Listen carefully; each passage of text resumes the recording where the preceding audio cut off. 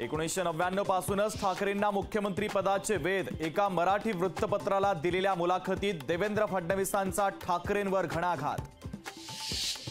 September 2024 पर्यंत Modi retire होणार, अमित शहांना पंतप्रधान बनवणार। पंतप्रधान पदाबाबत केजरीवालांचा खळबळजनक दावा, तर केजरीवालांचा दावा मात्र भाजपनं फेटाळला।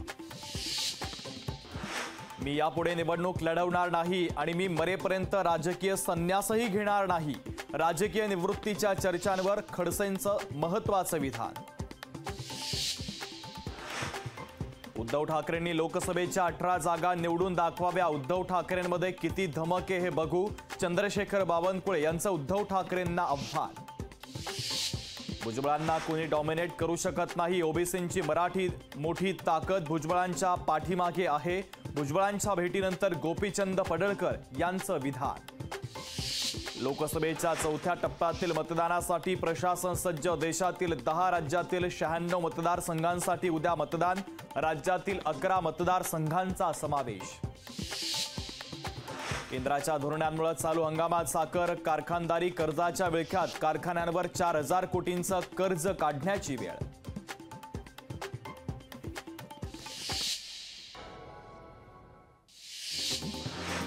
बेस्ट बसच्या ताफ्यात आणखी 5000 एसी बस दाखल होणार। एसी बस वाढल्यास प्रवाशांच्या संख्येत वाढ होण्याची शक्यता।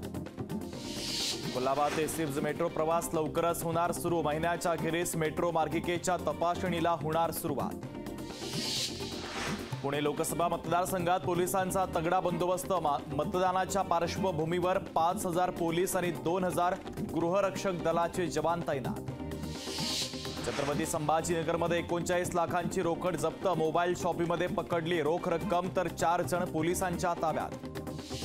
विमानतळ बाधित गावांचा नोटाला मत देण्याचा इशारा। दिबा पाटील 27 गाव कृती समितीचा इशारा। जळगाव जिल्ह्यात अवकाळी पावसाची जोरदार हजेरी, तर अवकाळी पावसाचा केळी, ज्वारी आणि कांदा पिकांना मोठा फटका।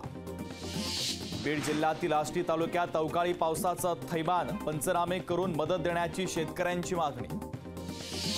नाशिकमध्ये लाचखोर मुख्याध्यापकाला रंगेहात पकडलं। शाळा प्रवेशासाठी 10,000ची लाच घेताना अटक। लाचलुचपत विभागाची कारवाई।